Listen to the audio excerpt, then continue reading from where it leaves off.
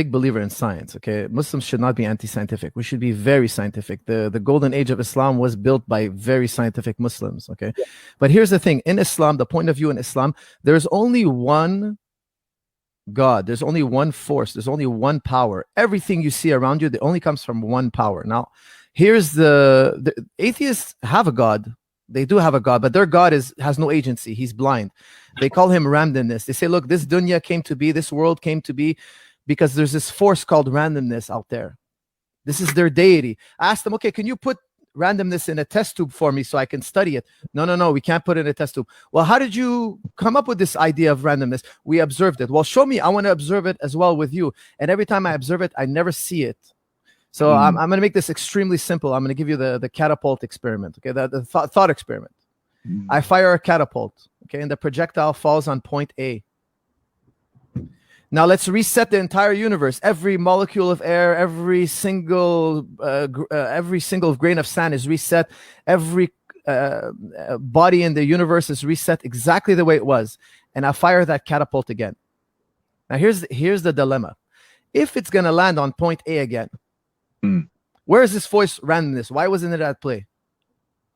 And if it doesn't land on point A, let's say it lands on a new point, point B, well, that would mean that science is not reproducible. If I give you perfect control, don't forget, in this thought experiment, I have a perfect control. Every heavenly body has been put back in its position. Every grain of sand, every molecule of water, everything has been reset perfectly. I have a perfect control. Which one is it? Does randomness exist and it lands somewhere else? Or does it land on point A every single time? And therefore, we cannot believe in randomness. Randomness, there's no force in this equation. The causal line is complete. The causal chain is perfect. There is no randomness. There is no fluctuation in any way. Yeah. Now, I have to ask you guys, where is randomness? If it lands on point A, and I think we'd all agree that it lands exactly on point A. Where is randomness? Now, if there is no randomness, and now it's just an expression, it's just a figure of speech. Randomness just means that I don't have the ability to follow all the variables. So for instance, let me give you a for instance, okay? Let's say we're playing pool. This is the one I use with Rogan, okay? And I hit the balls. I break the balls. I hit the cue ball and then, that triangle thing. I do a break. And the balls spread seemingly randomly across the table. Now a layman, when he's looking at that, he's going to say, look, the cue ball hit the balls and they went randomly across the table. Then I take that same layman and I educate him for 15 years about physics. I make him a PhD in physics. And then I tell him, look, I'm going to hit the same ball. I'm going to hit the same billiard balls, the same velocity, the same angle. And he's going to tell me exactly which ball is going to be where.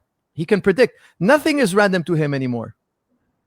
Now, the first time I showed him the break, he thought it was random. He projected randomness onto the table. Randomness is a reflection of our inability to follow all the variables. It's a reflection of our ignorance. When I say that, look, the world landed here because of randomness, that's saying, look, I am the center of the universe. The way I see the dunya, the way I see the world is the true way. Whereas Allah tells you in the Quran, no, Allah didn't put every heavenly body is exactly where it's supposed to be. Yeah. When you look at a clock, the inner workings of a clock is not random. They're precise. The universe is simply like a clock. There is no room for randomness. There is no room for any other type of force. Even, you see, where Muhammad, you were saying earlier that, a believer, he starts seeing everything is related to Allah subhanahu wa ta'ala. Well, the Al-Ashari, Imam Al-Ashari, he believes in occasionalism. There's actually only one force in the universe. Every other force, gravity. If you're familiar with the problem of causation, many people are not familiar. I would tell you that less than 1% of the population is familiar with the problem of causation. There is no force out there that we have observed. We cannot put gravity in a test tube. We cannot put any force whatsoever, centrifugal force, any type of force, randomness. We cannot put in a test tube. These are all things that are thought up in the human mind. They are never observed. These are ghosts you're projecting onto the world. And La ilaha illallah is to mean that I've eliminated every ghost. I've smashed every idol. But there's only one idol I can't smash. It's not an idol. It's the source of them all, of all motion in the universe. Okay, Al-Ashari taught us this very well. He taught it Imam Ghazali. Imam Ghazali championed this belief. There's only one force. Now in the Quran, the Prophet he's quoted, you guys know the famous battle of Badr. The Prophet alayhi salam, he throws the rocks, the stones, and Allah says, you threw, but it's Allah that threw. You think you threw, but it's Allah that threw. Every single motion you see in the universe can be retraced back to the initial mover. The universe is clockwork. And then we're going to have to talk about free will another day, maybe. But the universe is determined. Muslims have to understand that the point of view of the Quran is that the world is perfectly determined. In a deterministic universe, there cannot be randomness. There is no randomness in a deterministic universe. Any randomness is a projection of the human mind onto the dunya. And it's a projection of the human mind because of your arrogance. This is the truth.